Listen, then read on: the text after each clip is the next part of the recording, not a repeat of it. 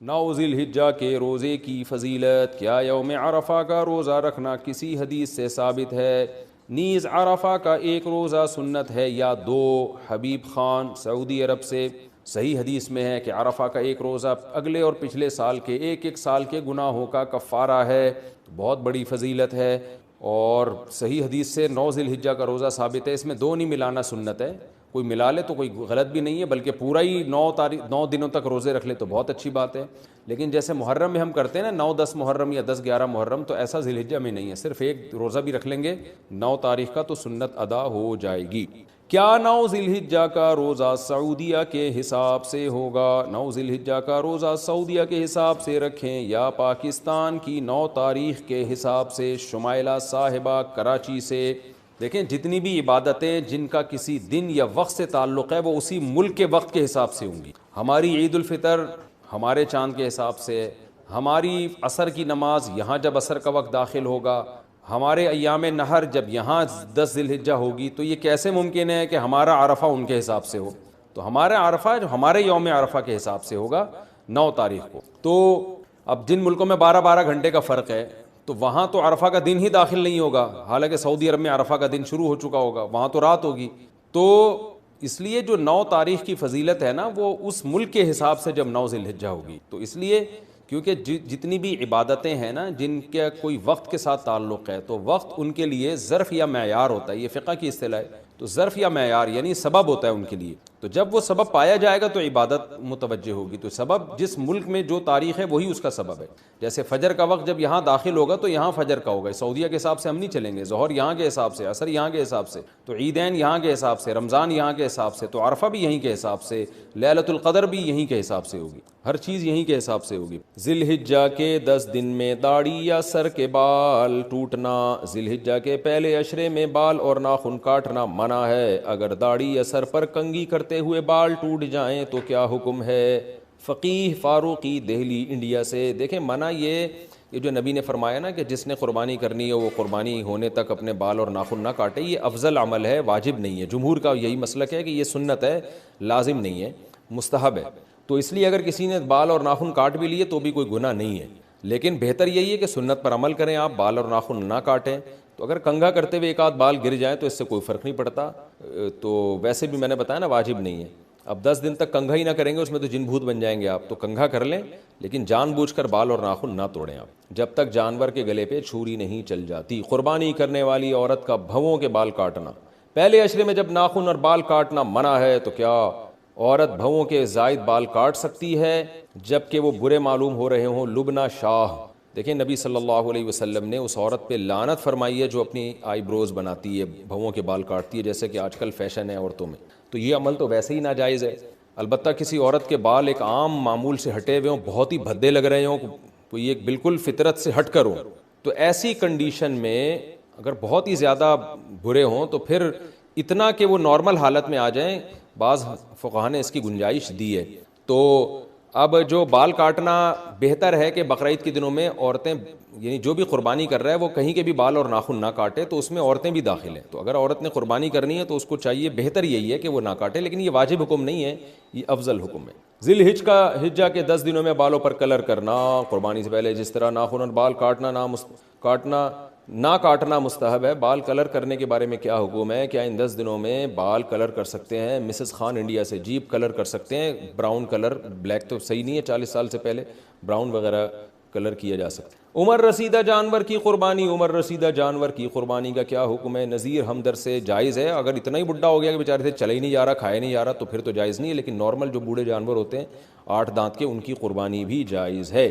چھوٹے دانت والے جانور کی قربانی. قربانی کے جانور کے دانت چھوٹے نظر آ رہے ہوں لیکن پکے ہوں تو ایسے جانور کی قربانی ہو جائے گی. محمد صادق بھائی دانتوں کا اعتبار نہیں ہے، عمر کا اعتبار ہے. بکری وغیرہ اگر وہ پچھلی بقرعید سے پہلے پیدا ہو چکے تھے تو اس بقرعید میں اس کی قربانی جائز ہے، چاہے دانت نکلے ہو یا نہ نکلے ہوں.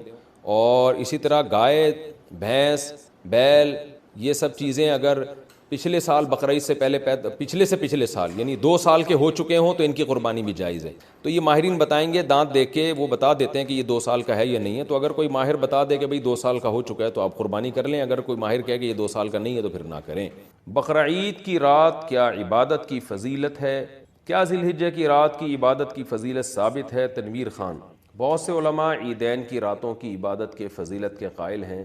امام غزالی رحمہ اللہ تعالیٰ نے اس پہ بہت دی ہے اور بہت ساری احادیث لے کر آئے ہیں, لیکن جتنی بھی اس بارے میں احادیث ہیں وہ سند کے لحاظ سے بہت سے تو موضوع من گھڑت ہیں اور بہت سی انتہائی ضعیف ہیں. اس لیے علماء کی اس بارے میں 2 رائے ہیں. بعض کہتے ہیں کہ اتنی ضعیف روایتیں جب کثرت سے جمع ہو جائیں تو فضائل میں ان کو قبول کیا جاتا ہے, لیکن بعض علماء کہتے ہیں کہ یہ چونکہ وہ شریعت کے مزاج کے خلاف ہے. جیسے رمضان کی راتیں دن کے تابع ہیں, تو دن میں روزہ ہے تو رات میں عبادت ہے, تو عید کی رات بھی عید کے دن کے تابع ہوگی نا. تو جب رمضان کے چاند نظر یعنی عید کا چاند نظر آ گیا تو رمضان من کل الوجوہ ختم ہو گیا اپنے تمام لوازمات کے ساتھ, تو جو راتوں کی عبادت کی فضیلت تھی وہ بھی ختم ہو گئی. بہت سے یعنی جو علماء عید کی رات کی عبادت کی فضیلت کے قائل نہیں ان کی دلیل میں دے رہا ہوں, کیونکہ میرا رجحان بھی اسی طرف ہے. اور اس بارے میں حضرت مفتی رشید احمد صاحب کا اصل فتاوی میں ایک تحقیق بھی ہے, وہ بھی پڑھ لی جائے. تو عید کی رات, عید کا دن جو ہے نا وہ عید کی رات یعنی جو رات ہے وہ دن کے تابع ہوتی ہے. تو جیسے ہی رمضان گیا تو اپنے تمام لوازمات کے ساتھ گیا. اب جب رمضان کے بعد جو رات آئے گی, جو عید کی رات ہوگی, وہ عام راتوں کی طرح ایک رات ہے. اس میں کوئی عبادت کرے تو ٹھیک ہے, نہیں کرے تو بھی ٹھیک ہے, کوئی الگ سے فضیلت نہیں ہے اس. تو اسی طرح بقرعید کی رات بھی ایسا ہی ہے کہ اس کی الگ سے کوئی فضیلت پر صحیح حدیث بہرحال موجود نہیں, اور اس کی فضیلت کا قائل ہونا یہ قیاس کے بھی بہرحال خلاف ہے. ویسے بھی آپ رات کو اگر عبادت کریں گے تو دن میں جو عید میں تو حکام تو دن کی یعنی ابتدائے دن سے شروع ہو جاتے ہیں شریعت کے حکام. تو رات کو اگر آپ زیادہ لمبی عبادت کرتے ہیں, اس کی فضیلت اگر ہو, تو پھر عید کو آپ سیلیبریٹ کیسے کریں گے؟ اسلام میں جو جتنے بھی تہوار ہیں وہ تو دن کی روشنی میں ہوتے ہیں, اعلیٰ صبح ہوتے ہیں وہ. تو صبح آپ قربانی بھی کرنی ہے, نماز بھی پڑھنی ہے, پھر اس قربانی کا گوشت کھانا بھی ہے, کھلانا بھی ہے. تو یہ رات کی عبادت اگر لمبی ہوگی تو یہ کیسے ہوگا یہ عمل؟ تو بہرحال بہت ساری چیزیں اس میں خلاف قیاس ہیں, اس لیے اصول شریعت کے خلاف ہیں گویا کہ. تو بہت سے علماء اس کی فضیلت کے قائل نہیں ہیں. بہرحال مسئلہ چونکہ اختلافی ہے دونوں طرف علماء, اس لیے اس مسئلے میں شدت جائز نہیں ہے. میرا جو رجحان ہے اور بعض دیگر بڑے علماء کی وجہ سے ان کی تحقیق ہے اور اس سے لگتی ہے صحیح, تو میرا بھی رجحان اسی طرف ہے, کیونکہ اس کی فضیلت پر کوئی بھی ایک صحیح حدیث موجود نہیں ہے. اچھا بھائی, ذی الحجہ میں ایام 20 کے روزوں کا حکم. ہاں, ذی الحجہ کے مہینے میں ایام 20 کے روزے کب رکھیں گے؟ سنا ہے کہ 13 ذی الحجہ کا روزہ نہیں ہوتا. مریم خان. جی ہاں, ذی الحجہ میں آپ ایام 20 کے روزے 14, 15, 16 کو رکھ لیں, کیونکہ 10, 11, 12, 13 یہ 4 دن کے روزے اسلام میں حرام ہیں. مفتی صاحب, حج کی فضیلت اور نہ کرنے کی وعید. ایک روایت میں آتا ہے کہ جو حج جس پر لازم ہوا وہ حج نہ کرے تو وہ یہودی ہو کے مرے, عیسائی ہو کے مرے, مجھے اس کی پرواہ نہیں ہے. اور قرآن کے الفاظ دیکھو کہ وَلِلَّهِ عَلَى النَّاسِ حِجُّ الْبَيْتِ مَنِ اسْتَطَاعَ إِلَيْهِ سَبِيلًا. اللہ کے لیے لوگوں پر لازم ہے کہ جو بیت اللہ جانے کی استطاعت رکھتے ہیں وہ بیت اللہ کا حج کریں. آگے قرآن کے الفاظ دیکھو, وَلِلَّهِ عَلَى النَّاسِ حِجُّ الْبَيْتِ مَنِ اسْتَطَاعَ إِلَيْهِ سَبِيلًا. آگے کیا الفاظ ہیں؟ وَمَنْ كَفَرَ فَإِنَّ اللَّهَ غَنِيٌّ عَنِ الْعَالَمِينَ. جو انکار کرے گا تو اللہ تمام جہان والوں سے غنی ہے. کیا مطلب؟ بہت بڑی دھمکی ہے کہ جو نہیں آئے گا نا استطاعت کے باوجود, اللہ کو اس کی کوئی ضرورت نہیں ہے. یہ جب دھمکی کے الفاظ واضح نہیں ہوتے نا, مبہم ہوتے ہیں, تو بلاغت کا قاعدہ ہے کہ یہ دھمکی چھوٹی نہیں ہوتی بلکہ بہت بڑی ہوتی ہے. تو اللہ کہہ رہے ہیں مجھے پھر تمہاری ضرورت, مجھے تمہاری کوئی ضرورت نہیں ہے. تو اسلام کا ایک رکن ہے. آج کیا ہوتا ہے, میں حج پہ جب گیا تھا, افسوس کے ساتھ کہنا پڑتا ہے کہ سارے بڈھیاں آ رہی ہوتی ہیں حج کے لیے. ٹھیک ہے, اللہ ان کو اس عمر میں توفیق دے رہا ہے, اچھی بات ہے. نہ آنے سے بہتر تھا کہ چلو اب آ گئے. میرے بھائی یہ جوانی کا کام ہے, سمجھتے ہو؟ جب جیسے ہی پیسہ آئے سب سے پہلا کام کیا کرو؟ حج کرو. اس کو ڈیلے کرتے ہیں, سارے کاموں سے فارغ ہو کر, بچیوں کی شادیاں, اپنی بھی 4 ٹوٹل مکمل, سوری غلطی سے نکل گیا, اپنی بھی شادی ہو گئی. کچھ چیزیں میرے منہ سے غلطی سے نکل جاتی, اپنی بھی ایک شادی ہو گئی, اور پھر کیا ہے کہ وہ سارے بزنس سے فارغ ہو ہلا کے جب اب کرنے دھرنے کا کچھ بھی نہیں ہے, بیٹھا ہوا ہے. کیا کریں یار, بوریت بہت ہو رہی ہے. اور دخل بھی ساری قسطیں ختم ہو گئیں, دیکھ لیا کوئی نئی سیریز بھی نہیں آ رہی, وہ ڈرامہ چل رہا تھا وہ بھی ختم, نئی فلم بھی دیکھ لی, ٹھیک ہے نا, سب کچھ ہوا کہ کیا کریں یار, اب بیگم کو مشورہ دو, چلیں حج پہ نہ چلیں, چلو ٹھیک ہے, کہاں چلتے ہیں, حج پہ. ٹھیک ہے بھائی, ہم جو بڑھاپے میں بھی جا رہے ہیں, ہم خدا نہ خواستہ ان کو برا نہیں کہہ رہے, نیکی تو جس عمر میں کی جائے, جب اللہ قبول کر رہا ہے تو ہم کون ہوتے ہیں. لیکن یار تم باقی تو سارے کام تم نے جوانی کے لیے رکھے ہوئے ہیں, حج تم مؤخر کر رہے ہو جب ارطغرل ڈرامے کی ساری قسطیں ختم ہو جائیں گی. بری بات ہے نا یہ. جب آپ اللہ کے حکم کو ویلیو نہیں دو گے تو اللہ آپ کو ویلیو دے گا. دیکھو حج آپ کی زندگی پلٹ دیتا ہے, تو زندگی پلٹنے کی ضرورت جوانی میں ہے. جوانی میں چینج ہو گئے, آگے خیر کا بہت زیادہ موقع ملے گا, بہت موقع ملے گا. در جوانی توبہ کردن شیوائے پیغمبری, جوانی میں توبہ کرنا کس کا کام ہے, پیغمبروں کا کام ہے. تو حج میں انسان بعض دفعہ زندگی چینج ہو جاتی ہے اس کی, جب وہ اللہ کے شاعر دیکھتا ہے نا, وہاں پہ کیسا لاکھوں کا مجمع منا سے عرفات سے نکل کے مزدلفہ, چیونٹیوں کی طرح لوگ ہوتے ہیں, کیسی ایک اللہ کی نشانیاں نظر آتی ہیں وہاں پہ, کیسا دیوانوں کی طرح بیت اللہ کا طواف. بقرعید کے 3 دنوں میں جو طواف زیارت ہوتا ہے نا, اتنا رش پوری دنیا میں کہیں نہیں ہوتا. لاکھوں روپے لوگ خرچ کرنے کے گئے ہوئے اور اللہ کے گھر کے گرد گھوم رہے ہوتے ہیں. ذرا کبھی چھت سے کھڑے ہو کر حرم کی چھت سے دیکھا کریں, ایک انسانوں کا سمندر ہے اور وہ سارے بیت اللہ کے گرد دیوانہ وار گھوم رہے ہیں. یہ اسلام کی عظمت دیکھنے کا موقع ملتا ہے, اس سے انسان کے اندر دل تبدیل ہوتا ہے. حج میں بڑی قربانیاں دی جاتی ہیں, اور حج تو ہے ہی ساری دیوانگی. حج کے اکثر احکام ایسے جن کی بظاہر کوئی لاجک نہیں ہے. اللہ نے کہا میرے دیوانے بن کے آؤ, جیسے جیسے کہہ رہا ہوں کرتے چلے جاؤ. کیسے عجیب عجیب کام کروائے جاتے ہیں. سب سے پہلے ہم سے ہمارا لباس اتروا لیا, 3 پیس سوٹ اور ٹائی میں جو گھوما کرتے تھے, بالوں کی کٹنگ, اور ان کو 2 چادریں پہنائی جا رہی ہیں. اب انسان کے بچے بن کے آنا ہمارے گھر میں. اگر دیوانے ہو تو دیوانوں والا اسٹائل چاہیے. ابھی وہ جو آفس جس اسٹائل میں جاتے ہو نا, وہ والا اسٹائل بولو نہیں چلے. جو اللہ کے نیک بندے ہیں, جو اللہ کے حکم کے سامنے سر جھکانا جانتے ہیں, اللہ سے ان احکامات کی لاجک نہیں پوچھتے. جیسے شیطان نے پوچھا تھا نا, کیوں سجدہ کروں میں آدم کو, وائے, تو یہ نہیں پوچھتے. ابراہیم علیہ السلام کو اللہ نے حکم دیا بیٹے کو ذبح کرو. یہ حکم بظاہر زیادہ ہی لاجیکل تھا کہ معصوم بیٹے کی گردن کاٹنے کا حکم دیا جا رہا ہے. شیطان کو جو حکم دیا سجدہ کرو, یہ اتنا لاجیکل نہیں تھا. لیکن شیطان نے کہا اس کی لاجک کیا ہے, میری سمجھ میں نہیں آ رہا, میں آگ سے بنا ہوں, یہ مٹی سے, میں کیوں سجدہ کروں. آدم علیہ السلام کو اس سے زیادہ عجیب حکم دیا کہ اپنے معصوم بیٹے کو اپنے ہاتھ سے کاٹ دیں, ذبح کر دیں. سوری, ابراہیم علیہ السلام کو. لیکن ابراہیم علیہ السلام نے اس کی لاجک بولو نہیں پوچھی. کہا بیٹا مجھے اللہ نے حکم دیا تجھے کاٹ دوں. بیٹے نے کہا جب اللہ کا حکم ہے تو بھائی ہم کیا کہہ سکتے ہیں, بھائی کاٹ دیں, آپ میرا گلا کاٹ دیں, ذبح کر دیں.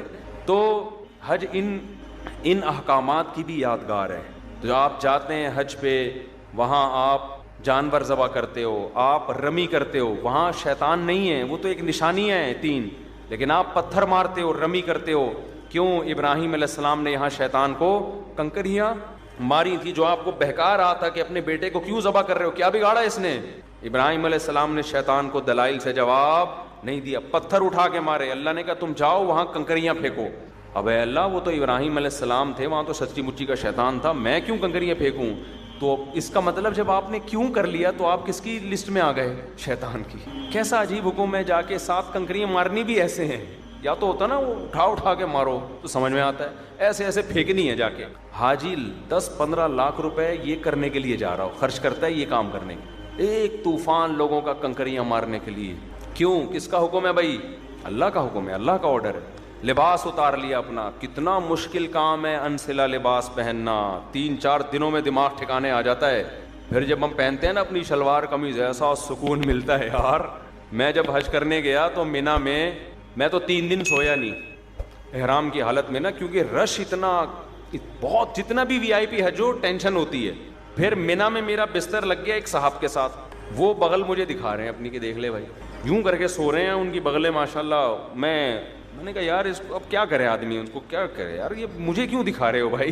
نیند ہی نہیں آ رہی ہمیں اس ٹینشن سے کہ کسی کے پسینے کی اسمیل آ رہی ہے, کسی کی بغلیں کا مطالعہ کرنے کا موقع مل رہا ہے, اس کا کیا ہے. انسان کو گھن آتی ہے نا ان چیزوں سے. لیکن لا رفث ولا فسوق ولا جدال فی الحج, آپ کو چیخنے چلانے کی اجازت نہیں ہے کہ کیا کر رہا ہے, تجھے تمیز نہیں ہے حج کرنے کی. میں یہ بھی کہہ سکتا تھا نا ٹھڈا اڑو, یہ کیا مجھے بغل دکھا رہے ہیں, بازو نیچے کر. نا نا نا نا, اللہ کہتے ہیں یہ نہیں چلے گا وہاں پہ. اللہ کیوں نہیں چلے گا, اللہ کہیں گے کیوں کیا تو کس کی فہرست میں, شیطان نے کیوں کیا تھا. نہیں, جھگڑا وگڑا نہیں ہے, جو جیسا ہے برداشت ٹریول ایجنسی آپ کے ساتھ ظلم زیادتی کر رہی ہے, چپ, آ کے پھر کلاس لو ان کی یہاں پہ. ٹریول ایجنسیاں بڑی ہوشیار ہوتی ہیں, ان کو پتہ ہے آنے کے بعد کون پوچھتا ہے, ٹھیک ہے نا. تو جو ہوگا کیوں کی اجازت نہیں ہے, کیوں والا کام شیطان کا ہے. فلا رفث ولا فسوق ولا جدال فی الحج, کوئی گناہ نہیں کرنا, بد نظری نہیں. موقع بد نظری کے بہت ملیں گے, نہ یہاں آپ کو نظر اٹھانے کی اجازت نہیں ہے, وہاں بھی نہیں ہے, لیکن یہاں زیادہ گناہ ہے. اپنی بیوی سے بھی آپ ریلیشن قائم نہیں کر سکتے وہاں پہ احرام کی حالت میں, تو نامحرم سے کیسے آپ لذت حاصل کر سکتے ہو. تو پھر احرام کی چادریں بنوائی جا رہی ہیں, خوشبو لگانے پر پابندی, بال توڑنے پر پابندی, جوئیں مارنے پر پابندی. اب تو بڑا وی آئی پی حج ہو گیا. صحابہ کرام کے تو 1-2 مہینے کے احرام ہوتے تھے. حدیث میں آتا ہے بعض صحابہ کے سروں میں نا جوئیں گر رہی ہوتی تھی نیچے, ٹھیک ہے نا. قربانی کرو, حلق کراؤ. اب کیا کرنا ہے, اب طواف زیارت کرنی ہے. بقرعید کے 3 دنوں میں اللہ اتنا رش ہوتا ہے, ان 3 دنوں میں کیوں کا بول دیا تو کس کی لسٹ میں آ جاؤ گے, کیوں نہیں. جاؤ طواف زیارت کرو. اتنی پبلک, 3 عظمت والے دن ہے نا, یہ ایام نہر عظمت والے دن ہے. پھر کیا کریں, طواف زیارت کر کے واپس آ جاؤ مینا. ابھی تو آئے تھے, اللہ نے کہا اب واپس جاؤ, بس جو میرا بندہ ہوگا وہ یہ کام کرے گا.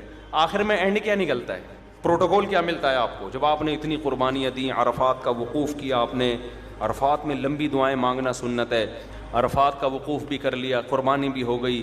اس کے صلے میں اب ہو سکتا تھا اللہ تعالیٰ حکم دیتا کہ اب میرے بندوں کو مفت کھجوریں بانٹی جائیں, میری طرف سے آرڈر ہے. نہ اللہ کہتے ہیں اب کیا ہوگا تمہارا ٹینڈ. جو تھوڑی بہت پرسنالٹی تھی بالوں کی وجہ سے, وہ بھی بولو, جب وہاں سے آؤ گے سر چمک رہا ہوگا. لوگ کہیں گے یہ کیا ہو گیا, آپ جاتے ہوئے تو آپ ایسے اتنے حسین نہیں تھے. کچھ لوگ یہ شیئر ایسا ہی, لیکن یہ بات خوب سمجھ لیں, حج یا عمرے میں حلق کرانا, ٹینڈ کرانا ضروری نہیں ہے. قصر بھی کرا سکتے ہیں. ثواب 3 گنا زیادہ ہے حلق کرانے میں, سمجھتے ہو. لیکن قصر کرانا بھی کیا ہے, بال ایک پورے کے برابر چھوٹے کرنا بھی کیا ہے, جائز ہے. تو جو کام جائز ہوتا ہے اس پہ کسی کو ملامت نہیں کی جاتی. میں نے جب پہلی بار حج کیا, میرے اتنے بڑے بڑے بال تھے, میں نے ان بالوں کی قربانی دے کے ٹینڈ کرا لی. آپ کو پتہ ہے اتنے بڑے بال ہونے میں بڑا ٹائم لگتا ہے. ہم نے ٹینڈ کرائی, ہم نے کہا یار یہ سنت ایک دفعہ ہم زندہ کریں گے, حلق کی سنت. ٹینڈ کرا لی ہم نے, عمرے میں بھی ٹینڈ کرائی, حج میں بھی ٹینڈ کرائی. دوبارہ میں عمرے پر گیا, میں نے ٹینڈ نہیں کرائی, میں نے قصر کرا لیا. میں نے کہا چلو حلق کی سنت زندہ کر دی ایک دفعہ, اب ہم قصر کرا لیتے ہیں تاکہ گھر میں تھوڑی سی عزت ہو ہماری. اسی کی وجہ سے تھوڑی سی عزت گھر میں, شادی شدہ آدمی کی کہاں کیا عزت ہوتی ہے آپ کو پتہ ہے, تھوڑی سی بالوں کی وجہ سے عزت رہ گئی ہے. وہ بھی ٹینڈ کرا لی تو ختم ہو جائے گی, دہشت گردی کا جڑ سے خاتمہ ہو جائے گا. تو تھوڑی سی تو دہشت رہے نا, جڑ سے تھوڑی خاتمہ کرنا ہے دہشت گردی. خیر بہرحال ثواب حلق میں ہی زیادہ ہے, ٹینڈ کرانے میں ہی زیادہ ہے. لیکن میں نے کہا اب میں عمرہ کرتا ہوں تو حلق کراؤں گا, تو قصر کراؤں گا. قصر کرا لیا. جہاز میں لوگ تانے دے رہے تھے مجھے, یار آپ مولانا ہو, آپ نے عمرہ کیا ٹینڈ, یہ کیسا عمرہ ہے, یہ کیسا عمرہ ہے. تو یہ پھر شرعی حدود سے کیا ہے, زیادتی. جب اللہ نے اجازت دی ہے تو آپ کو ملامت کرنے کا حق. میں نے کہا اب تو میں قصر ہی کراؤں گا, کیونکہ آپ کو اعتراض کیوں ہو رہا ہے اس پہ, میری مرضی. تو اللہ سے آگے نکلنے کی کوشش نہ کریں. بعض دفعہ بعض لوگ, میں جب جدہ میں تھا تو وہاں میں نے دیکھا بہت سے لوگ یہاں 5-6 سال سے جاب کر رہے ہیں, عمرہ نہیں کر رہے. وہ میں نے کہا کیوں نہیں کرتے عمرہ یار, تمہارے تو حرم اتنا قریب ہے. کہہ رہے ہیں یار ٹینڈ کرانی پڑے گی, ہم نہیں کرا سکتے. میں نے کہا قصر کرا لو یار. بعض لوگ ٹینڈ نہیں کرا سکتے, ان کو وہ کہہ رہے ہیں یار نہیں ہم نہیں, وہ کہہ رہے ہیں ہم ٹینڈ میں بہت عجیب سے لگ رہے ہوتے ہیں. تو جب اللہ نے آپشن دیا ہے تو چلو, میں نے کہا یار بالوں کی قربانی نہ دو, یہ تو اللہ نے اجازت دی ہے نا, تو قصر کرا لو. تو ان کو پتہ ہی نہیں تھا کہ قصر بھی ہو سکتا ہے. تو اس لیے آپ حج عمرے سے اس وجہ سے رک جائیں کہ ٹینڈ کرانی پڑے گی, یہ غلط ہے. عمرہ کریں ٹینڈ سے. اگر آپ کو بہت زیادہ نفرت ہے تو بہتر تو یہی ہے کہ کرا لیں, قربانی دے دیں اللہ کی خاطر.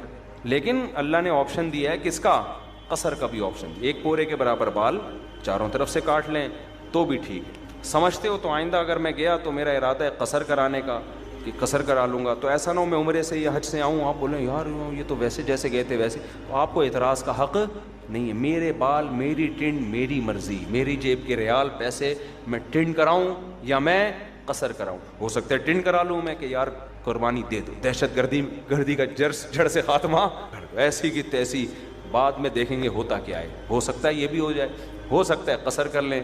تو اپنے کسی کے ذاتی معاملات میں دخل انداز. کیونکہ میں پہلے جب عمرہ کیا نا، لوگ مجھے، ہر آدمی، یہ کیسا عمرہ ہے یار، آپ کے تو سر پہ اسی طرح بال لٹک رہے ہیں، یہ کیسا عمرہ ہے یار، یہ کیسا عمرہ ہے یار. تو اعتراض کرنے کی میرے بھائی اجازت نہیں ہے، یہ پھر بدعت ہو جائے گا. سمجھتے ہو؟ جس چیز کی اللہ نے اجازت دی ہے تو اس کو دیکھو. پیر جمعرات کا روزہ رکھنا سنت ہے نا، نہ رکھے تو آپ کیسے، کیوں نہیں رکھا بھائی سنت ہے ہی اسی لیے کہ کوئی دوسرا طنز نہ کر سکے. یار رمضان کا چھوڑ دے تو آپ پوچھیں یار فرض ہے، یہ کیسے چھوڑ دی، مسلمان ہو کے روزہ چھوڑ رہے ہو. سمجھتے ہو کہ نہیں سمجھتے؟ تو اس لیے میرے بھائی حج کے لیے پیسے جمع کیا کرو، حج پہ جایا کرو. یہ تو بڑی پیاری عبادت ہے، ایسی یونیک عبادت ہے. یہ دیوانوں کے لیے، اللہ سے محبت کرنے والوں کے لیے اس سے زیادہ ذائقے والی، لطف والی عبادت کوئی ہے نہیں. اللہ تعالیٰ نے جو اپنے بندوں کو احکام دیے، اللہ تعالیٰ نے جو ہمیں دین اور دین اسلام دیا، وہ تہذیب اور شائستگی کا نام ہے. نماز میں ہم با ادب طریقے سے نہا دھو کے، غسل کر کے، صاف ستھرے کپڑے پہن کے، خوشبو لگا کے آتے ہیں. چیخنے چلانے کی اجازت نہیں ہے نماز میں، میلے کچیلے کپڑے پہننے کی اجازت نہیں ہے. اور ایک ڈسپلن کے ساتھ صفوں میں صف بنا کے کھڑے ہوتے ہیں. ذکر جب ہم کرتے ہیں تو اللہ کے نبی نے جہرن ذکر کو پسند نہیں کیا، آہستہ اللہ کا نام لو، آہستہ، تاکہ دیکھنے میں دیوانے نظر نہ ہو، آہستہ ذکر کرو. زکوٰۃ کا نظام دیا، انتہائی شائستگی کے ساتھ پیسے نکال کے کسی غریب کے ہاتھ میں تھما دو. لیکن دنیا میں جب بھی کوئی کسی سے محبت کا دعویٰ کرتا ہے تو کبھی کبھی اس پہ دیوانے پن کے اثرات بھی ظاہر ہوتے ہیں، کبھی کبھی جنون اور دیوانگی بھی اس پہ سوار ہوتی ہے. ایسا محبوب جو ہمیشہ ڈسپلن سے آئے اور ایک نظم و ضبط کے مطابق اپنی محبوبہ کو ٹائم دے کے واپس چلا جائے، ایسے محبوب سے محبوبہ کو تھوڑے دنوں میں نفرت شروع ہو جاتی ہے کہ محبت میں بھی نظم و ضبط نہیں چھوٹتا ان کا. دیوانگی جو ہے، دیوانہ ہو جانا محبت میں، یہ بھی محبت کی ایک علامت ہوتی ہے. اللہ تعالیٰ نے نماز دی، نظم و ضبط ظاہر ہوتا ہے نماز سے، ضبط کرنے کا حکم ہے. زکوٰۃ، روزہ، یہ سارے وہ احکام ہیں جس سے دیوانہ پن ظاہر نہیں ہوتا. حج ایک اللہ نے ایسی عبادت دی جو شروع سے لے کر آخر تک دیوانگی اور مجنون اور جنون کا نام ہے. میں سارے کام ایسے ہوتے ہیں کہ جیسے کوئی شخص اپنے محبوب کی محبت میں دیوانہ ہو گیا ہو. شروع سے لے کے آخر تک. حج کی ابتدا ہوتی ہے احرام باندھ کے، تلبیہ پڑھ کے، لبیک اللہم لبیک لا شریک لک لبیک ان الحمد والنعمت لک والملک لا شریک لک. رسول اللہ صلی اللہ علیہ وسلم نے ارشاد فرمایا کہ جبریل علیہ السلام میرے پاس آئے اور مجھے حکم دیا کہ میں خود بھی اور میرے ساتھی جو میرے ساتھ حج کریں گے، عمرہ کریں گے، ان کو بھی حکم دوں کہ جب میں لبیک اللہم لبیک کہوں تو اپنی آواز کو اونچا کروں، آہستہ آواز سے نہ پڑھوں. چیخنا، چلانا، آوازیں اونچی کرنا، یہ دیوانوں کا کام ہے یا نہیں ہے؟ ایک موقع پر صحابہ کرام زور سے اللہ اکبر پڑھ رہے تھے. آپ صلی اللہ علیہ وسلم نے منع فرمایا اپنی آواز کو پست کرو، اس لیے کہ تم جس ذات کو سنا رہے ہو وہ معاذ اللہ بہرا نہیں ہے، وہ سنتا ہے، آہستہ سے بھی سن لے گا. بھائی سوال پیدا ہوتا ہے جب وہ آہستہ سے بھی سن لے گا تو لبیک اللہم لبیک بھی تو آہستہ سے پڑھا جائے تو وہ سن لینا چاہیے اس کو. مجھے پھر وہی محسوس ہو رہا ہے جو میں نے آپ کو تھوڑی دیر پہلے بتایا تھا. بات آ رہی ہے بھائی سمجھ؟ لبیک اللہم لبیک بھی تو اللہ آہستہ سے بھی سن لیتے ہیں نا. زور سے پڑھنے کا حکم کیوں ہے؟ دیوانگی کے اظہار کے لیے، دیوانگی کے اظہار کے لیے، محبت کا اظہار برسر عام کیا جا رہا ہے. لبیک اے اللہ، میں بار بار حاضر ہوں تیرے گھر کی زیارت کے لیے. میں اپنے گھر سے نکلا، آج میں نے احرام کی پابندیوں میں آ گیا. احرام ایسے ہے جیسے تکبیر تحریمہ کہہ کے انسان نماز کی پابندیوں میں آ جاتا ہے، ایسے ہی حج کی تکبیر تحریمہ تلبیہ ہے. لبیک کہہ دیا میقات سے پہلے، اور اللہ نے بتا دیا کہ میرا جو گھر ہے وہ تو بیت اللہ کی 4 دیواری ہے، لیکن چوکھٹ کے بھی آداب ہوتے ہیں. آپ صدر مملکت سے اسلام آباد ملنے کے لیے ان کے گھر پہ جائیں، گھر جانے سے پہلے ہی بہت کچھ شروع ہو جائے گا. اسلام آباد کے بارڈر پہ ہی چیکنگ شروع ہو جائے گی. یہ ممنوع چیزیں نکال کے باہر رکھیں. اس کے بعد پھر آپ پہ خوف کے آثار طاری ہوتے چلے جائیں گے. بھائی اسمبلی ہاؤس قریب آ رہا ہے. اللہ رب العزت کا گھر بہت سیدھا سادہ 4 دیواری، نہ اس میں صوفے، نہ اس میں سونا، نہ چاندی، کچھ بھی نہیں. بتا دیا میرا گھر ہے، جس کو قبول کرنا ہے اسی طرح کر لے، جس کو قبول کرنا ہے، ماننا ہے اسی طرح مان لے. عبادت گاہ تو ایسی ہونی چاہیے نا، سونے کی بنی ہوئی ہونی چاہیے، اس میں خوب ہیرے جواہرات کے کام ہونے چاہیے خوب۔ اللہ کا گھر تو ہمارے گھر جب 1000 گز کے ہوتے ہیں تو اللہ کا گھر تو کم از کم 4000 گز کا ہونا چاہیے تھا۔ کیا خیال ہے بھائی؟ اللہ نے اپنا گھر کیسا بنایا؟ بمشکل کتنے گز کا ہے بھائی؟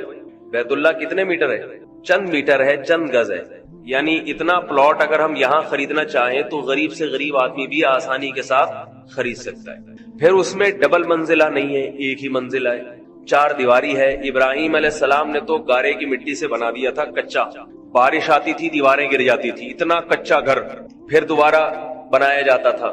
اب سعودی حکومت نے اس میں کوئی ذرا سونے وونے کے دروازے لگا دیے، ورنہ بہت سادہ گھر تھا۔ تو اللہ نے بتا دیا کہ یہ میرا گھر ہے، اس کے آداب بہت سخت ہیں۔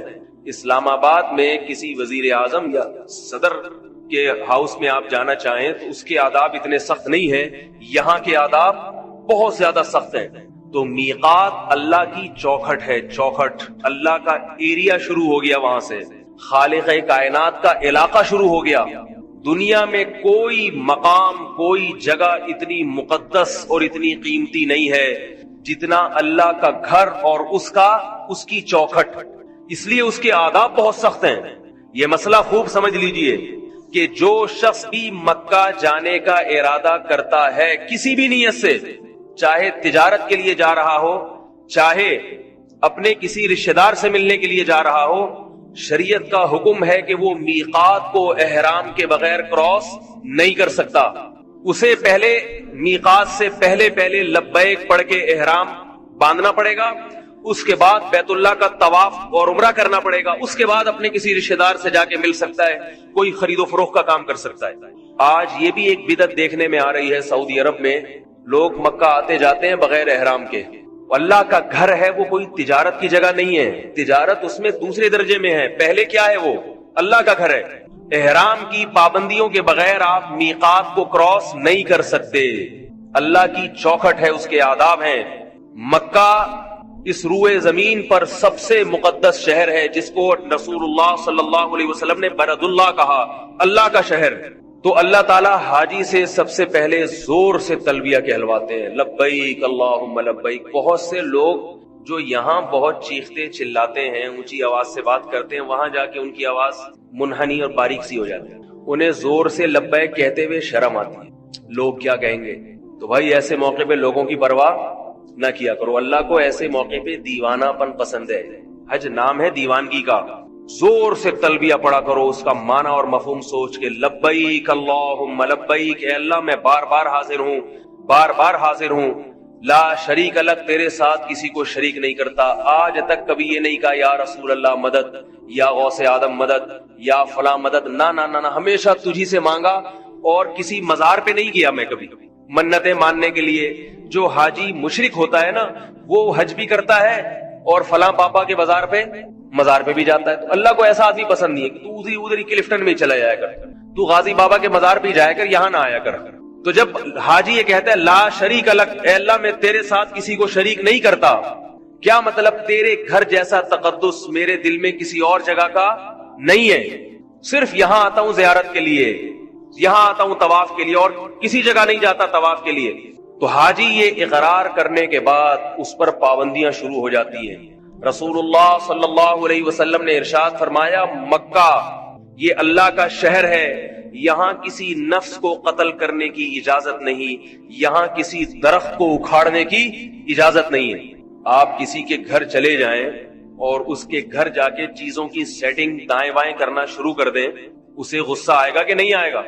آپ گئے کسی کے گھر، دراز کھول کے دیکھ رہے ہیں، جیسے آج کل بعض لوگ کرتے ہیں، میزبان جیسے ہی اندر گیا نا، دراز کھول کے دیکھا اندر کیا پڑا ہوا ہے۔ میں تو بھگتتا رہتا ہوں، ہر قسم کے آدمی آتا ہے ہمارے یہاں، تو میزبان کو یہ چیز برداشت ہوتی ہے؟ میزبان چاہتا ہے بھائی آپ آئیں، بیٹھک میں بیٹھیں، اچھے بچوں کی طرح چائے پئیں اور نکل جائیں۔ تو اللہ کا جو شہر ہے اس کی عظمت کیا ہے؟ کسی درخت کو اکھاڑنے کی اجازت نہیں۔ اور آج تو بیت اللہ کی حدود میں، حدود حرم میں لوگوں کے گھر مکانات بن گئے ہیں۔ امام ابو حنیفہ رحمہ اللہ تعالیٰ کا مذہب اور بہت سے فقہا کا مذہب یہ ہے کہ حدود حرم میں کوئی اپنی ذاتی ملکیت کی کوئی چیز نہیں بنا سکتا۔ جیسے مسجد اگر کوئی چاہے کہ مسجد میں کونے میں اپنا ایک ذاتی کمرہ بنا لوں، کیا اجازت ہوگی اسے؟ یہ تو وقف ہے۔ تو فرماتے ہیں حرم اور اس کی حدود یہ وقف ہیں اللہ کے لیے، اس میں اگر کوئی کمرہ یا رہائشی چیز بنائے گا تو حاجیوں کے لیے، ذاتی نفع کے لیے نہیں بنا سکتا۔ جاتے ہی سب سے پہلے مجھے اس موقع پر وہ امرؤ القیس کا شعر یاد آتا ہے۔ امرؤ القیس ایک بہت بڑا عاشق گزرا ہے لیلا کا، جس کے اب بڑے قصے سنائے جاتے ہیں۔ لیلا مجنو جو تھا نا، اس کا یہ امرؤ القیس ہی تھا۔ تو امرؤ القیس ایک شعر کہتا ہے، امر من الدیار دیار لیلا اقبل ذا الجدار وذا الجدار وما حب الدیار شغفن قلبی ولكن حب من سکن الدیار۔ کہتا ہے کہ اے لوگو، میں جو لیلا کے گھر کے گرد گھومتا ہوں، چکر لگاتا ہوں، جس آدمی کو محبت ہوتی ہے نا، اس میں دیوانہ پن بھی جھلکتا ہے تھوڑا تھوڑا۔ ایسی محبت کہ وہ محبت آپ کی آنکھوں سے آنسو نہ نکالے اور آپ کو دیوانہ نہ بنائے، ایسی خشک محبت کسی کو پسند نہیں ہوتی۔ بعض عورتیں شکایت کرتی ہیں کہ ہمارے میاں اتنے نیک، اتنے شریف ہیں کہ آج تک کبھی جذبات سے مغلوب ہو کے یہ نہیں کہا کہ ہمیں آپ سے محبت ہے۔ ایک یہ کہتے ہوئے بھی شرم آتی ہے۔ البتہ خرچے پورے کرتے ہیں، وقت پہ ساری چیزیں لا کے دے دیتے ہیں، سارے حقوق، ساری ذمہ داریاں، مگر یہ کہ ان کی میں ایسا نہیں کبھی خوش ہو کے کوئی گفٹ دے دے، جذبات میں آ کے کہتے ہیں آپ سے محبت ہے، ان کو یہ کہتے ہوئے شرم آتی ہے۔ تو یاد رکھو، جیسے دنیا میں جب کوئی کسی سے محبت کرتا ہے تو وہ چاہتا ہے میرے محبوب میں کچھ جذبات بھی ہونے چاہیے، کچھ تھوڑی سی جذباتیت بھی جھلکنی چاہیے۔ تو اللہ بھی یہ چاہتے ہیں کہ میرے بندوں میں کچھ محبت کے جذبات بھی ہونے چاہیے۔ تو وہ امرؤ القیس جو شاعر ہے نا، وہ کیا کہتا ہے، امر من الدیار دیار لیلا، لوگوں میں لیلا کے در و دیوار کے قریب سے گھومتا ہوں، گشت کرتا ہوں، اقبل ذا الجدار وذا الجدار، کبھی اس دیوار کو چومتا ہوں، کبھی اس دیوار کو چومتا ہوں۔ اب لوگوں کو تو سوال اشکال ہوگا نا، جن کے دل میں محبت نہیں ہے لیلا سے، ان کو تو اشکال ہوگا کہ اس کا دماغ خراب ہے، سارا دن گلی کے چکر لگاتا رہتا ہے اور سارا دن کبھی اس دیوار کو چوم رہا ہے، کبھی اس دیوار کو چوم رہا ہے۔ اب جس کے دل میں لیلا سے محبت نہیں ہوگی، بتاؤ اس کو اشکال ہوگا کہ نہیں ہوگا؟ لوگ پوچھیں گے بھائی تیرا دماغ خراب ہے، کیا چاہیے تجھے؟ وہ جواب میں کہ لیلا چاہیے، تو کہ لیلا چاہنے کے لیے دیوار کو کیوں چوم رہا ہے، ادھر کیوں کھڑا ہے، ادھر کیوں کھڑا ہے؟ ہمارا دور ہوتا تو ہم کہتے بھائی مس کال دے کے بلا لو، ایس ایم ایس کر لو، واٹس ایپ پہ بات کر لو، ادھر ادھر گشت کرنے کی ضرورت کیا ہے؟ اور اگر کوئی ذریعہ نہیں ہے تو جاؤ گھر جا کے آرام کرو۔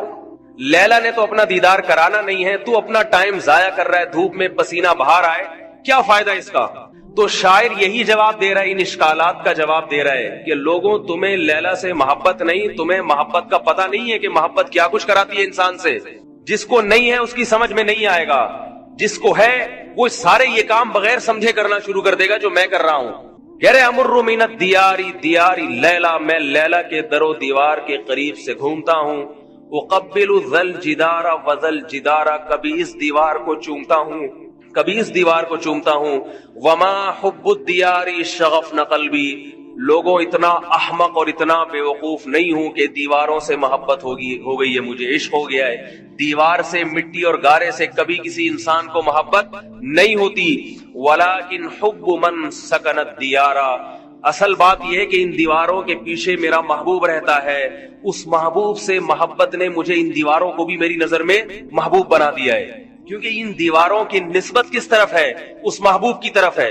انسان کو جس سے محبت ہوتی ہے اس کی ہر چیز اور ہر ادا سے محبت ہونے لگتی ہے، اور اگر نہیں ہے محبت، اس کا مطلب اسے اس انسان سے ہی محبت نہیں ہے۔ ساری زندگی جو یہاں 5 نمازیں پڑھتا رہا، اللہ کے گھر میں سجدہ کرتا رہا، رمضان کے روزے رکھتا رہا، اسے جب یہ علم ہوتا ہے کہ میرے رب نے مجھے اپنے گھر کی زیارت کے لیے بلایا اور وسائل دے دیے، بلاتے تو اللہ سب کو ہیں، کسی کو آنے کی طاقت دیتے ہیں، کسی کو نہیں دیتے، تو وسائل دے دی اللہ تعالیٰ نے، تو اسے بیت اللہ کے طواف میں وہ مزہ آتا ہے جو امرؤ القیس کو لیلا کے در و دیوار کے گرد چکر لگانے میں مزہ آ رہا تھا، اس سے بھی زیادہ مزہ آتا ہے۔ بیت اللہ کا طواف یہ دیوانگی کا ایک اظہار ہے، محبوب کے در و دیوار کے گرد گھومنا، چکر لگانا۔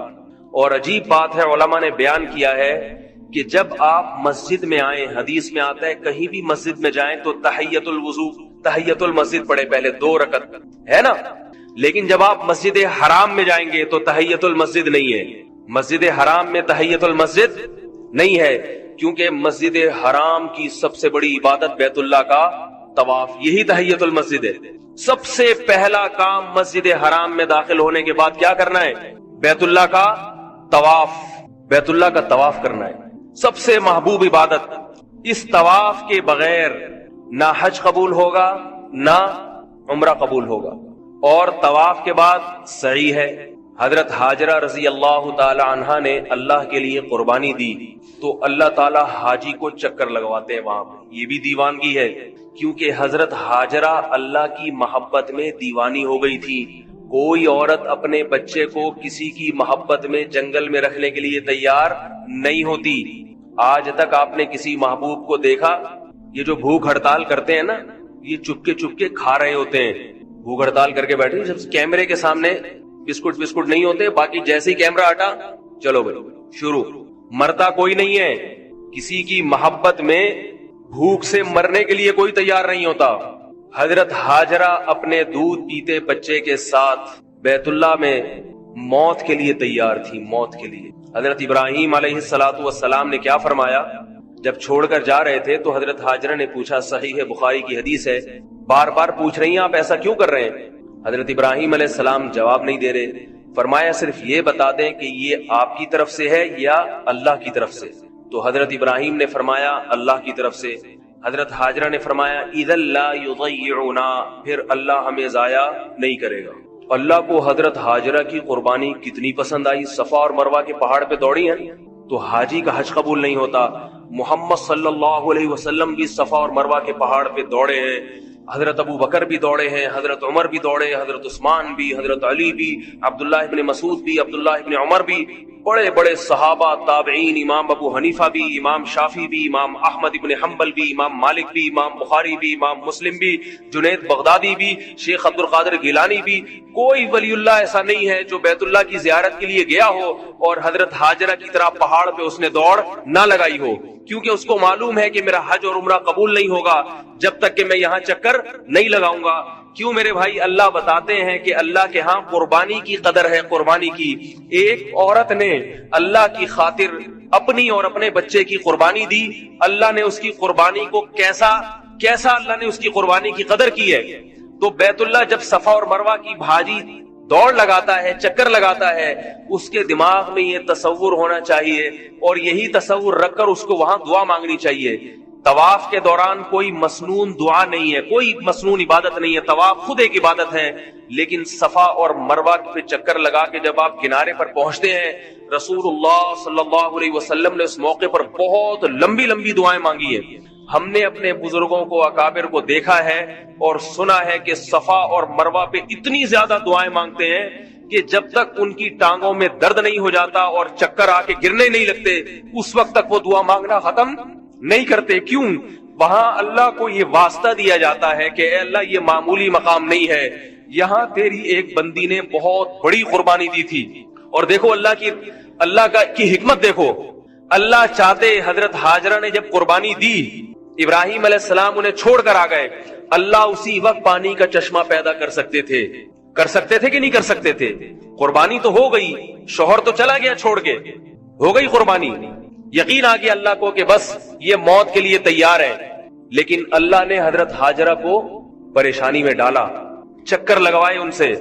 کیوں؟ اللہ بھی اپنے بندوں سے جذباتی محبت کرتے ہیں، اللہ بھی اپنے بندے کو تھوڑا تڑپانا چاہتے ہیں، اللہ بھی اپنے محبوب کو تھوڑا سا تکلیف میں ڈالنا چاہتے ہیں۔ کیوں؟ اللہ بھی یہ دیکھنا چاہتے ہیں کہ میری محبت میں یہ ذرا دیوانہ تو ہو، پاگلوں کی طرح دوڑے تو صحیح۔ اللہ کو بھی مزہ آتا ہے اس سے، اللہ بھی یہ منظر دیکھ کر خوش ہوتے ہیں، ورنہ اللہ کے لیے کوئی مشکل نہیں تھا۔ ادھر حضرت اسماعیل نے رونا شروع کیا، ادھر اللہ تعالیٰ چشمہ پیدا کر دیتے۔ 7 چکر لگوائے اللہ نے حضرت حاجرہ سے صفا اور مروہ کی پہاڑی پر، اور ان کے صبر کا امتحان بھی لیا اور ان کو آزمایا، ان کو رلایا، ان کو پریشان کیا۔ اس کے بعد اللہ نے زمزم کا چشمہ جاری کر دیا۔ 4000 سال گزر گئے ہیں، وہ چشمہ رکنے کا نام نہیں لے رہا۔ بتاؤ دنیا میں کوئی ایسا چشمہ جو اتنے پریشر سے پانی پھینک رہا ہو، اتنی طاقت اور قوت کے ساتھ؟ کوئی ہے دنیا میں ایسی ٹیوب ویل، کوئی ہے ایسا چشمہ اتنی طاقت کے ساتھ زمزم پانی پھینک رہا ہے کہ سعودی گورنمنٹ عاجز آ جاتی ہے؟ اگر وہ کنواں خالی کرنا چاہے وہ کنواں خالی نہیں ہوتا۔ اور 1 سال 2 سال 3 سال نہیں، 4000 سال گزر چکے ہیں اس واقعے کو۔ اتنا پانی حکومت سعودیہ وہاں سے سپلائی کر رہی ہے اتنا پانی ٹینکر کے ٹینکر بھر کے مدینہ جاتے ہیں، وہاں بھی آپ کو زمزم ملے گا، مسجد حرام میں ہل کولر میں آپ کو زمزم ملے گا، نکال کے دوسرے ملکوں میں لے جانے والے لاکھوں ہیں، ہر سال لاکھوں حاجی حج، ہر سال لاکھوں عمرہ کرتے ہیں، کتنے وہاں پیتے ہیں، کتنا لے جاتے ہیں، مگر زمزم ہے کہ اس کی روانی اور اس کی طغیانی تھمنے کا نام نہیں لے رہی۔ اسی کو اللہ نے قرآن میں فرمایا فیہ آیات بینات، تم جب بیت اللہ میں داخل ہوگے تمہیں وہاں اللہ کی اور اسلام کی حقانیت کی واضح نشانیاں نظر آئیں گی۔ اور پانی کتنا صحت کے لیے مفید ہے، وہ کتنا مفید۔ رسول اللہ صلی اللہ علیہ وسلم نے ارشاد فرمایا کہ مومن زمزم کا پانی پیٹ بھر کے پیتا ہے، مومن زمزم کا پانی پیٹ بھر کے پیتا ہے۔ کافر پیے گا 2-4 گھونٹ پیے گا، رکھ دے گا۔ مومن کیسے پیتا ہے؟ پیٹ بھر کے۔ کیوں؟ مومن کو اس پانی سے محبت ہے، وہ یہ پانی اس لیے نہیں پیتا کہ پیاس لگ رہی ہے، وہ یہ پانی اس لیے پیتا ہے کہ پلانے والا کون ہے؟ اللہ ہے۔ یہ اللہ نے اپنی حاجیوں کے لیے اور عمرہ کرنے والوں کے لیے خاص اللہ کی طرف سے پیشکش ہے، یہ بھر کے پیتا ہے وہ پانی۔ دوسری قربانی جو اللہ نے وہاں لی وہ حضرت ابراہیم علیہ السلام سے اپنے بیٹے کی قربانی مینا میں۔ اس قربانی کا انداز بھی بہت نرالا، اللہ حاجیوں کو وہ یاد بھی تازہ کرواتے ہیں۔ ہم تو یہاں بقرعید میں صرف ایک جانور ذبح کر کے یاد تازہ کر لیتے ہیں نا، لیکن حاجیوں کے لیے جو اللہ نے رکھا ہے پورا حساب کتاب۔ ابراہیم علیہ السلام یہاں سے چلے تھے اپنے بچے کو لے کر، یہاں شیطان نمودار ہوا اور حضرت ابراہیم کو اس نے بہکایا۔ کیا بہکایا؟ بیٹے کو، خوبصورت بیٹے کو جس کی اللہ نے بشارت دی تھی، اس کو قتل کرنے جا رہے ہو۔ پھانسی گھاٹ کی طرف جب کسی مجرم کو لے جایا جاتا ہے تو ذرا اس کا منظر کسی سے پوچھا کریں کیا حالت ہوتی ہے۔ موت کے منہ میں جانا آسان نہیں، اور موت کے لیے اپنی اولاد کو لے جانا اس سے بھی زیادہ مشکل۔ حضرت ابراہیم علیہ السلام کے علم میں یہ بات قطعاً نہیں تھی کہ اللہ اس بیٹے کو ذبح ہونے سے بچا لیں گے۔ بچے کو انگلی پکڑ کے لے جا رہے ہیں۔ فلما بلغ معه السعی، قرآن کہتا ہے جب بچہ انگلی پکڑ کے باپ کے ساتھ چلنے کے قابل ہوا، اس وقت ابراہیم علیہ السلام کو خواب آیا اسے ذبح کر دو۔ یہ نقطہ قرآن نے کیوں بیان کیا کہ بیٹے سے باپ کی محبت اس وقت جوش مارتی ہے جب بیٹا باپ کے ساتھ انگلی پکڑ کے چلنے کے قابل۔ اب وہ اس کے ساتھ محفلوں میں جانا شروع ہوتا ہے۔ جب تک اس سے چھوٹا تھا تو وہ ماں کی آنکھوں کا تارا ہوتا ہے، باپ تو اسے دور کرتا ہے۔ دیکھا ہوگا نا آپ نے، باپ بچے کو پیار کرتا ہے، جیسے بچے نے کچھ کیا لو بھائی اماں کو پکڑا دو۔ ٹینشن کون پالے؟ ماں پالے۔ لیکن جب وہ کیا ہوتا ہے، بچہ انگلی پکڑ کے باپ کے ساتھ چلنے کے قابل ہوتا ہے، پھر باپ کی آنکھوں کا تارا بنتا ہے۔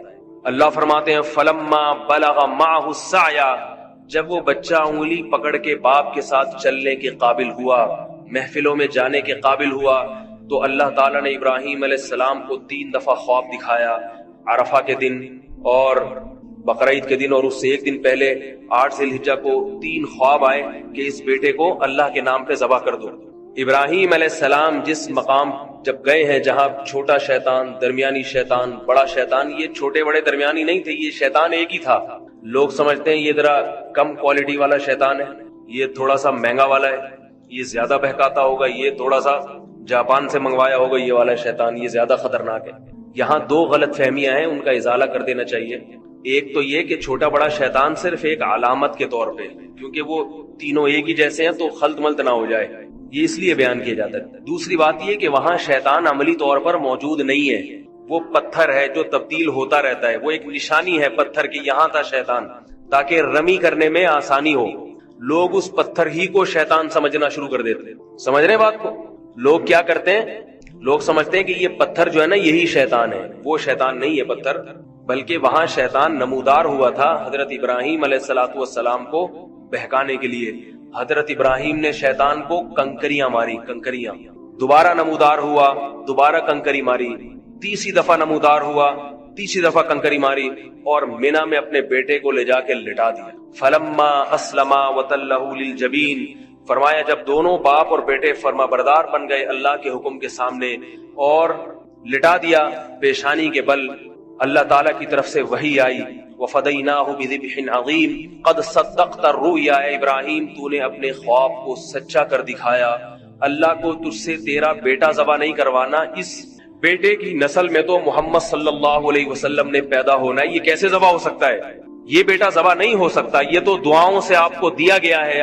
ابراہیم علیہ السلام نے بیت اللہ کی تعمیر کے وقت دعا مانگی تھی کہ میری نسل میں ایسے پیغمبر کو پیدا کر، یتلو علیہم آیاتک ویعلمہم الکتاب والحکمہ، جو تیری آیات ان کو پڑھ کے سنائے اور کتاب و حکمت کی ان کو تعلیم دے۔ اس کی نسل میں اس پیغمبر نے آنا ہے، یہ بیٹا ذبح ہونے والا نہیں ہے۔ سب سے زیادہ برکت اسی بیٹے کی نسل میں ہوگی۔ اس سے پتہ چلتا ہے میرے بھائی، اللہ کے لیے جو قربانی دیتا ہے، جس چیز کی قربانی دے گا اللہ اس کی اسی چیز میں سب سے زیادہ برکت دیں گے۔ اگر اپنی اولاد کو دین کے لیے وقف کر دو، لوگ کہتے ہیں اگر بچے کو مولوی بنا دیا تو یہ تو کسی کام کا نہیں رہے گا، اپنے کسی بیٹے کو دین کے لیے وقف کر کے دیکھو، سب سے زیادہ برکت تمہاری اسی اولاد میں ہوگی، سب سے زیادہ برکت۔ رسول اللہ صلی اللہ علیہ وسلم نے فرمایا حج اور عمرہ کرو، اس لیے کہ حج اور عمرہ فقر و فاقہ کو ختم کرتا ہے۔ کیوں؟ حج عمرے پہ پیسہ بہت خرچ ہوتا ہے، تو اللہ نے حج اور عمرے ہی کو فقر و فاقہ ختم کرنے کا ذریعہ بنایا۔ نکاح پہ پیسہ بہت خرچ ہوتا ہے، بیوی بچے بہت خرچہ، اس لیے انسان کمارا رہتا ہے۔ اللہ اس کے رسول نے کیا فرمایا؟ نکاح کرو، اللہ تمہارا فقر و فاقہ ختم کر دے گا۔ ہر چیز میں یہودیوں کی طرح کیلکولیشن نہ کیا کرو۔ ہر بات میں آج کا مسلمان کیلکولیٹر لے کے بیٹھا رہتا ہے، اتنی تنخواہ ہے، اتنے بچے، ایک اور آ گیا تو ایسا ہو جائے گا، ایک حج کر لیا تو یوں ہو جائے گا، بس وہ کیلکولیشن میں لگا رہتا ہے۔ لادو کی فیوکا علیک، رسول اللہ صلی اللہ علیہ وسلم نے حضرت عائشہ سے کیا فرمایا؟ گن گن کے اور روک روک کے خرچ نہ کرو، اللہ بھی تمہیں روک روک کے دینا شروع کر دے گا۔ اللہ بھی پھر یہ دیکھے گا کہ تیرا ایک پیٹ ہے، تجھے 2 روٹیوں کی ضرورت ہے، اتنا کافی ہے بس، باقی مال میں برکت ختم کر دیں گے اللہ تعالیٰ۔ اگر مال دیا بیماریوں میں اڑوا دیں گے۔ 10 لاکھ تنخواہ ہے اور 9 لاکھ اس میں سے بیماریوں پہ جا رہا ہے، بچوں کی فیسوں پہ جا رہا ہے، کیا فائدہ ایسی زندگی کا میرے بھائی؟ تو ابراہیم علیہ السلام نے اپنے بیٹے کی قربانی دی، اللہ نے اسی بیٹے کی نسل میں سب سے زیادہ برکت دی، سب سے زیادہ برکت۔ حاجی جب رمی کرتا ہے، رمی، خدا کی قسم حج میں سب سے مزیدار عبادت رمی لگتی ہے۔ رمی، کنکری اٹھا کے مار رہا ہے اس مقام پہ جہاں ابراہیم علیہ السلام نے کنکریاں ماری تھی۔ کتنا مزہ آتا ہے ابراہیم علیہ السلام کی اس سنت کو زندہ کرنے میں، اور اللہ کی کتنی رحمت، اللہ نے ہم سے بھی وہی کام کرنے کا ہمیں حکم دے دیا۔